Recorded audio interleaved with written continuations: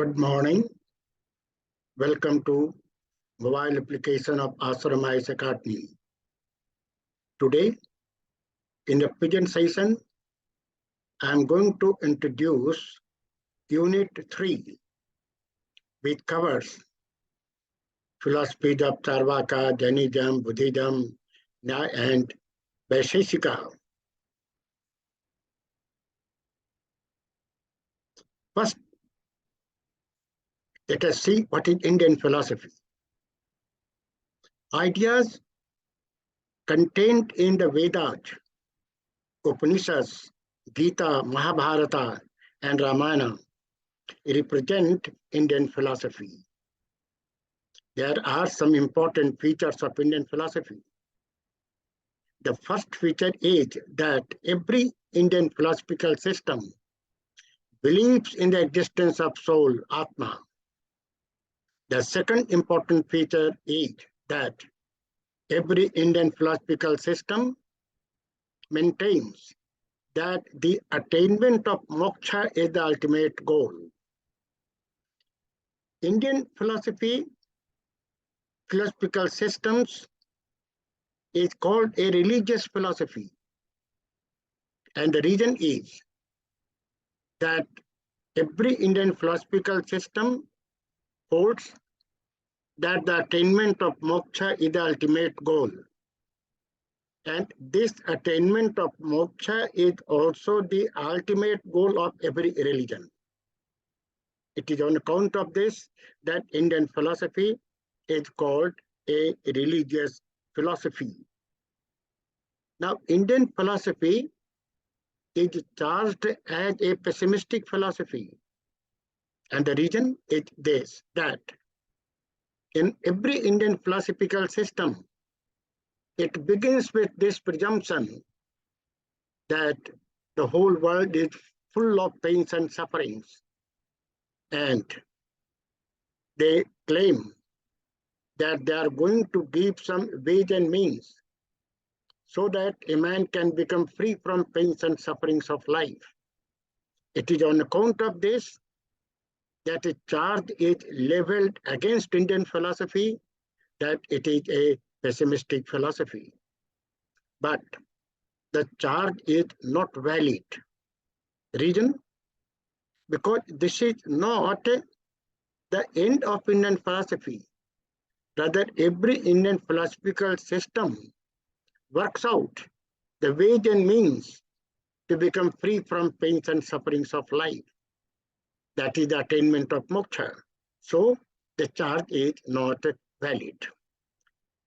The Indian philosophical systems are classified into heterodox and orthodox philosophies. This classification is based on the belief in Vedas. Those philosophical systems which believe in the Vedas are called orthodox philosophies, and those philosophical systems which do not believe in Vedas are called heterodox philosophies. Now, Charvaka, Jainism, and Buddhism are heterodox philosophies. On the other hand, Nyaya, Vaisheshika, Sankhya, Yoga, Mimamsa, and Vedanta are called orthodox philosophies. Now, to begin with Charvaka philosophy. Charvaka philosophy is a heterodox Indian philosophical system because it does not believe in the existence of Vedas. It accepts perception as the only source of knowledge. It rejects inference as the source of knowledge on the ground that the vyapti, which is the core element of inference, cannot be established on the basis of perception, while perception is the only source of knowledge according to Charvaka philosophy. It also rejects Sabda Pramana and Upamana because Charvaka holds that these two are mere forms of inference which has been already rejected. Charvaka philosophy accepts matter to be the ultimate reality, and matter can be the region because matter can be perceived. Now there are four material elements according to Charvaka philosophy, and they are earth, water, fire, and air. These are four elements. Things and beings of the world are made of these four elements according to this philosophy. Now, ether is rejected by Charvaka philosophy because ether cannot be perceived. Charvaka also rejects transcendental entities like God, soul, heaven, hell, etc. on the ground that these cannot be confirmed on the basis of perception. We cannot perceive these realities, and perception is the only source of knowledge. So Charvaka rejects all transcendental reality. It explains consciousness as the product of matter. And Charvaka propounds the theory of the Atmavad because, according to this philosophy, soul is the conscious body. So the theory is the Atmavad. The moral standard of Charvaka philosophy is egoistic, ethical hedonism. So Charvaka holds that one's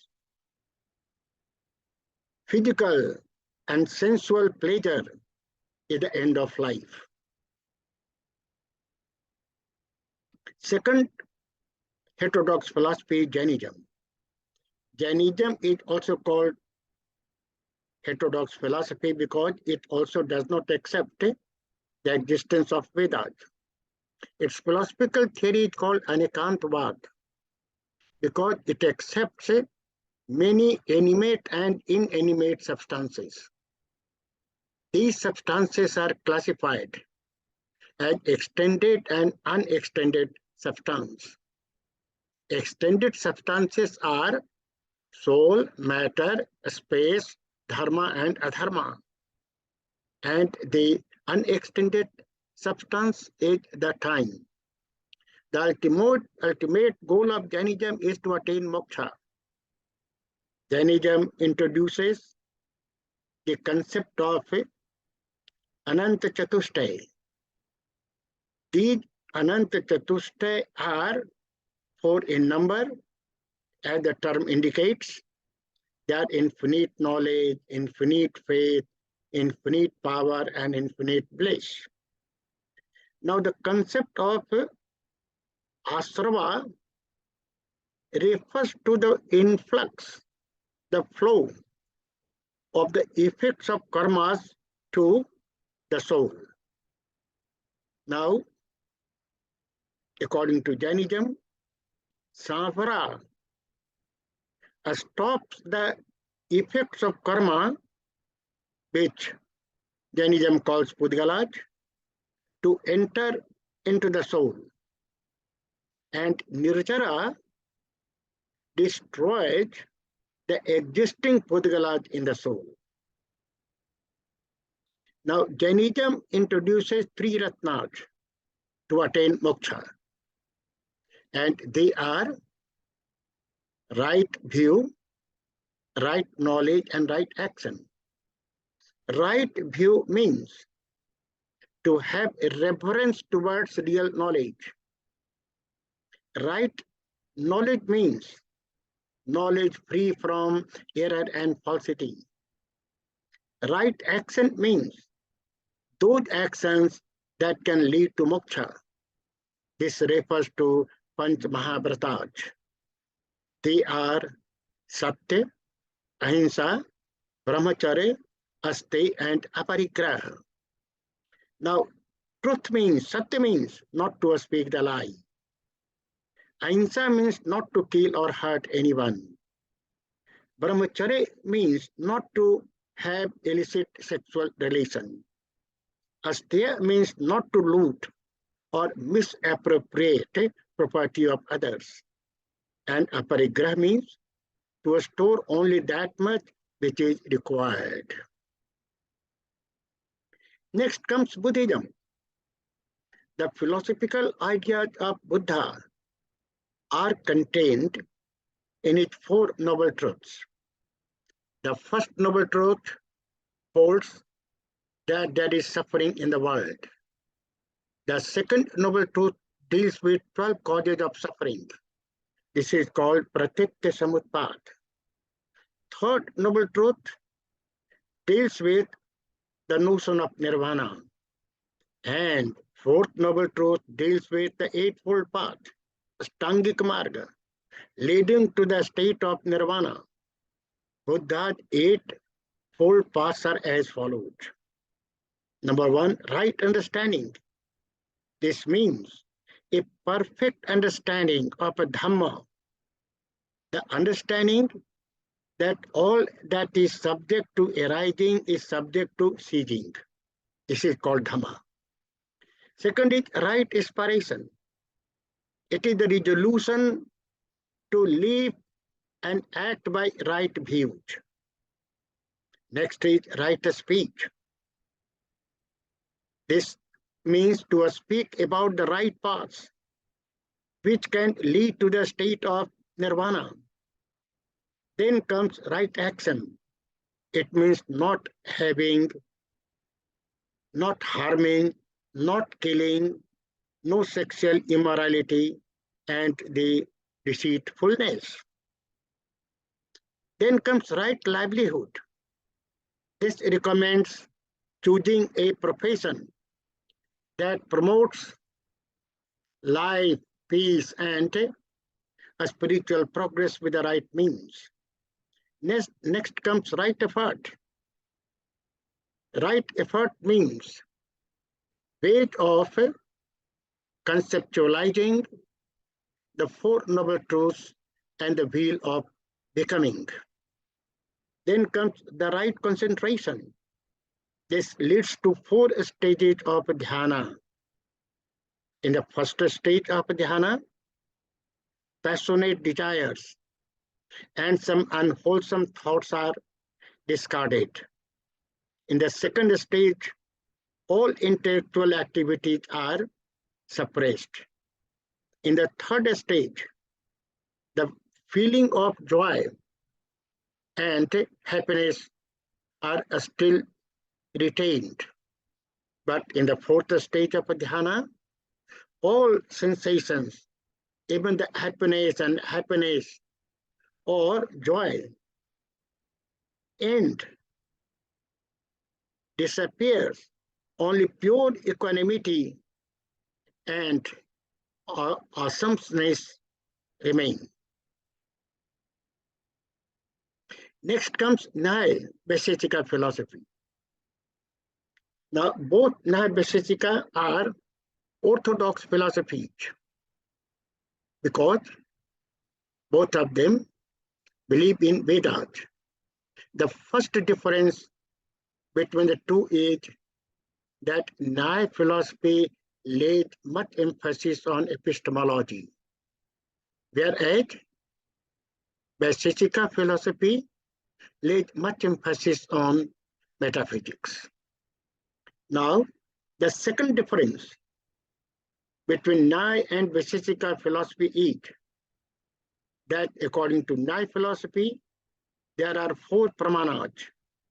They are perception, inference, sabda pramana, and upamana. But Vaisheshika philosophy accepts only first two pramanas, perception and inference, and it holds that sabda pramana and upamana are just forms of inference. Now, Nyaya defines perception as sense-object contact, indriya sanikars. There are two stages of perception, nirvikalpak and sapikalpak. Then there are two kinds of perception, external and internal. External perception is dependent on our five sense organs. Internal perception is the perception of our internal mental activity. Nyaya defines inference as a source of knowledge in which one knows something unperceived on the basis of something perceived. For example, just on perceiving a smoke in the jungle, we infer that there is fire in the jungle. Now, Nyaya also accepts the Sabda Pramana and Upamana. Sabda Pramana, according to Nyaya philosophy, is of two kinds. They are Daivic and Lokik. Daivic Shabda is infallible. No error is committed there, while Lokik Shabda is fallible. Now, Vaisheshika accepts 7 realities, which are called Padarthas, and they are substance, quality, action, generality, particularity, inherence, and non-existence. Now, substance is defined as the locus of quality and action. These two, quality and action, just exist in substance. Now, quality is defined as something which is inactive and exists in the substance.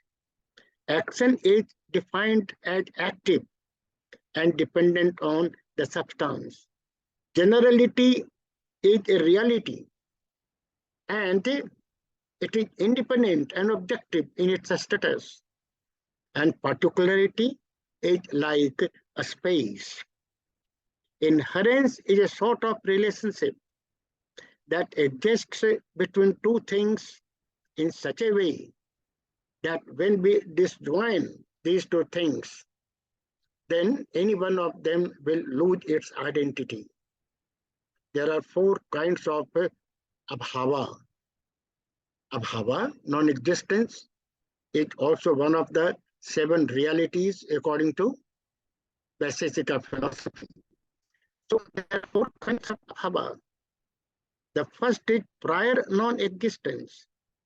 It is that which refers to something being absent before its production. For example, the absence of pitcher in the clay. This is called prior non-existence.